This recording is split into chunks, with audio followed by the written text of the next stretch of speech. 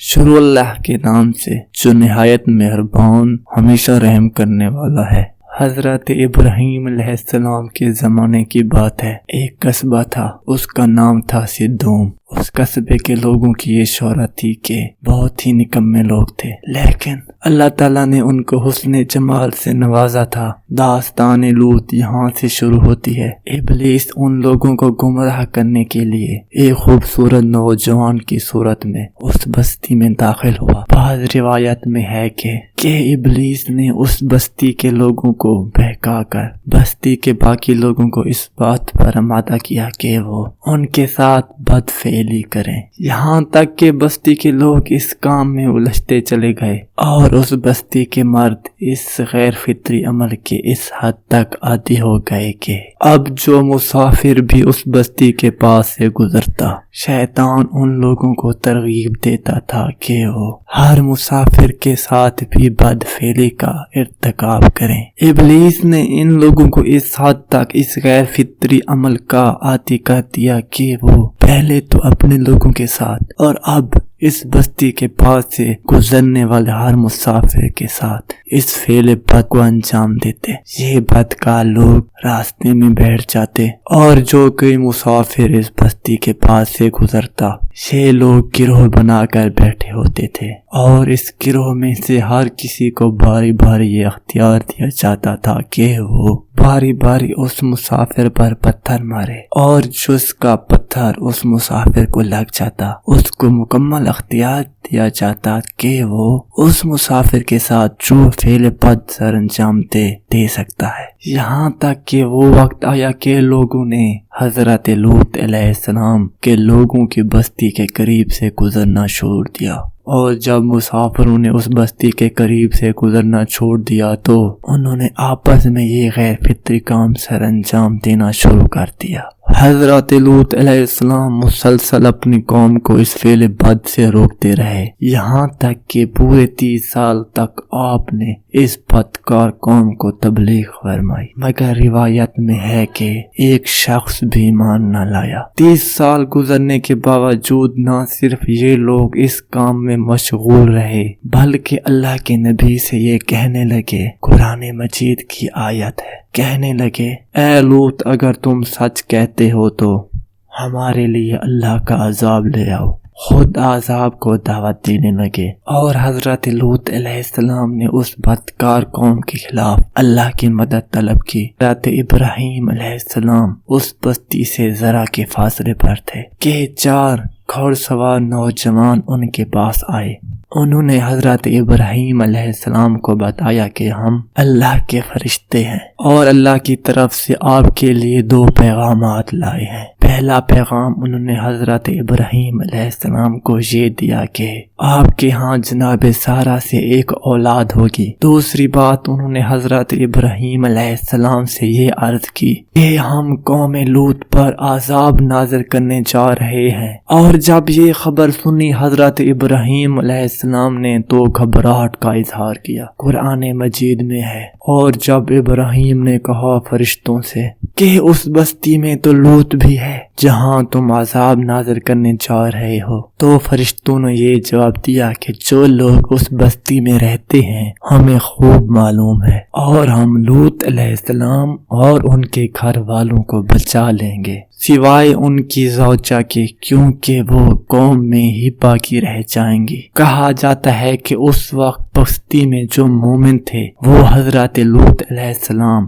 اور ان کی 2 بیٹیاں تھیں۔ حضرت لوط علیہ السلام کی جو زوجہ تھی وہ بظاہر تو ایمان لے آئیں، مگر در حقیقت لوط علیہ السلام کی مددگار نہیں تھی بلکہ اس بدکار قوم کے ساتھ تھی۔ حضرت ابراہیم علیہ السلام سے رخصت ہو کر یہ فرشتے بستی میں پہنچے، حضرت لوط علیہ السلام کے پاس آئے۔ اللہ کے نبی ان فرشتوں کو دیکھتے ہی परेशान हो गए अपनी कौम की बात चलने की वजह से, क्योंकि वो जानते थे कि ये लोग बाहर से आए हैं और कहीं ऐसा ना हो कि ये लोग उनके साथ भी ये काम सर अंजाम देने की कोशिश करें। अब ये फरिश्ते हजरत लूत अलैहिस्सलाम की कौम पर अजाब नाजिल करने आए थे। उनको अल्लाह ताला की तरफ से हुक्म ये था कि तब तक कौम लूत पर अजाब नाजिल न करना जब तक 4 मरतबा लूत अलैहिस्सलाम अपनी कौम पर तुम्हारे सामने लानत ना करें। फरिश्ते आए हजरत लूत अलैहिस्सलाम से मिले और ये ख्वाहिश ज़ाहिर की कि हम आज की रात आपके मेहमान बनना चाहते हैं। हजरत लूत अलैहिस्सलाम खुश थे कि वो मेहमान है, मगर बस्ती के लोगों के माहौल की वजह से वो परेशान भी थे कि कहीं वो उनके साथ कुछ गलत ना करें। तो अल्लाह के नबी ने फरमाया कि मैं चाहता हूँ कि तुम मेरे मेहमान बनो, मगर मेरी ये कौम फासिक है, मेरी ये कौम बदकार है, मेरी ये कौम के लोग बहुत ही बुरे अमल में मुब्तला हैं। अल्लाह ताला इन पर लानत करे। जब अल्लाह के नबी ने ये कहा, यानी रिवायत के मुताबिक हजरत जिब्राइल अलैहिस्सलाम ने हजरत मिकाईल अलैहिस्सलाम से कहा कि ये पहली शहादत आ गई है। वक्त गुजरा, कुछ शाम होने लगी तो फरिश्तों ने हजरत लूत अलैहिस्सलाम से कहा कि आप हमारे ठहरने का इंतजाम कीजिए। तो अल्लाह के नबी ने फिर बात दोहराई कि मुझे इन बदकारों से आपकी हिफाजत करनी है, अल्लाह ताला इन पर लानत करे। रिश्तों ने एक दूसरे से कहा कि ये दूसरी शहादत आ गई। यहाँ तक कि हजरत लूत अलैहिस्सलाम ने कहा कि जरा तारीकी हो लेने दो, अंधेरा हो जाए ताकि हमें कोई घर जाते हुए देख ना ले, क्योंकि बस्ती के लोग बहुत बुरे हैं, मैं नहीं चाहता कि कोई देख ले आपको।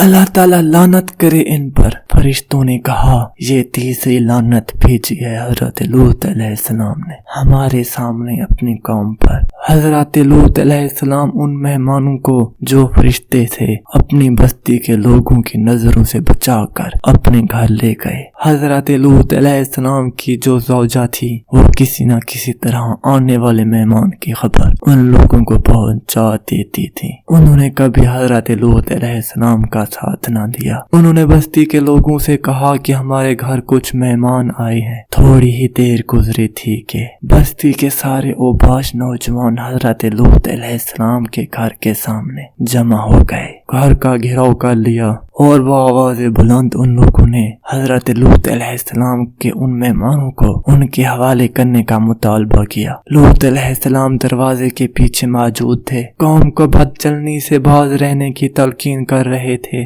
ताकि उन ओबाश नौजवानों ने हजरत लूत अलैहिस्सलाम के घर का दरवाजा तोड़ा और अंदर दाखिल होने की कोशिश की। लूत अलैहिस्सलाम उनको रोकने की कोशिश करते रहे और हजरत लूत अलैहिस्सलाम उनको रोक ना सके। तो आपने सर्द आह खींची और फरमाया, है आज मेरे पास ताकत होती तो कोई मेरे इन मेहमानों की तौहीन न करता। अल्लाह के नबी ने आसमान की तरफ सर उठाया और अर्ज की, ऐ अल्लाह तू इन लोगों से मेरा बदला ले, तू इन लोगों पर लानत भेज। तारीख में मिलता है कि मजलूम तरीन पैगंबरों में से थे हजरत लूत अलैहिस्सलाम। जब चौथी मर्तबा हजरत लूत अलैहिस्सलाम ने लानत भेजी तो चौथी लानत के सुनते ही हजरत जिब्राइल अलैहिस्सलाम ने हजरत लूत अलैहिस्सलाम से कहा, ऐ अल्लाह के नबी अब आपको फिक्र करने की जरूरत नहीं, हम दरअसल अल्लाह के फरिश्ते हैं और हम इस बदकार कौम पर अजाब ही नाजिल करने आए हैं और अब ऐसा ही होगा।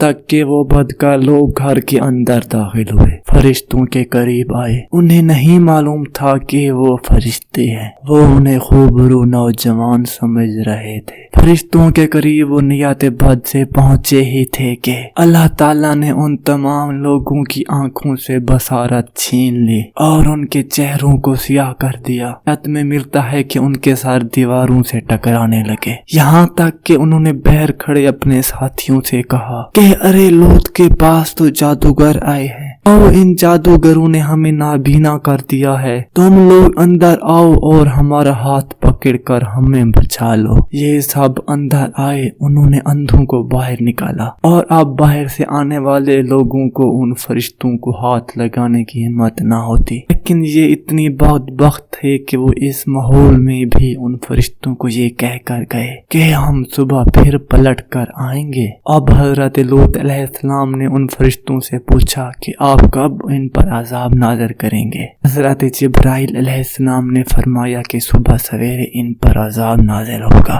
हजरत जिब्राइल अलैहिस्सलाम ने फरमाया कि आप अपने घर वालों को इस रात के अंधेरे में यहाँ से लेकर चले जाएं, क्योंकि अब यहाँ पर अजाब आने वाला है। हजरत लूत अलैहिस्सलाम ने अपनी बीवी और अपनी बेटियों को साथ लिया और रवाना हो गए। अभी रवाना होने ही लगे थे कि आपकी अहलिया ने शोर मचा दिया। रात के इस पहर हमें कहाँ लेकर जा रहे हैं? हजरत लूत अलैहिस्सलाम ने फरमाया अल्लाह ताला का हुक्म है, ताला ने फैसला कर लिया है और अल्लाह ताला का फैसला अटल है और अब इस बस्ती पर अजाब आने लगा है। वो कहने लगी ऐसा नहीं हो सकता। आयत में लिखा है कि बस हजरत लूत अलैहिस्सलाम की बीवी ने ऐसा कहा ही था कि आसमान से एक पत्थर गिरा, जिसकी वजह से हजरत लूत अलैहिस्सलाम की बीवी की मौत वहीं पर वाक़िया हो गई। हजरत लूत अलैहिस्सलाम की कौम की 7 बस्तियां थीं। सारी बस्तियां एक दूसरे से मिलती जुलती थीं। बस हजरत जिब्राइल अलैहिस्सलाम, हजरत मिकाईल अलैहिस्सलाम, हजरत इसराफील अलैहिस्सलाम और हजरत इजराइल अलैहिस्सलाम। इधर सुबह का उजाला तालू हुआ और उधर उस बदकार कौम की रात हुई। चारों फरिश्तों ने शहर के 7 तबकों को जमीन से जुदा करके आसमान की तरफ उठा लिया और वो जमीन से इस कदर आसमान की तरफ ले गए कि अहले आसमान कुल कौम लूत की चीखें सुनाई देने लगी और वहां से उस जमीन को उल्टा दिया। जमीन पर पत्थरों की बारिश हो गई। कौम लूत तबाह हो गई। ये थे कौम लूत के अमाल और ये थे कौम लूत का अंजाम।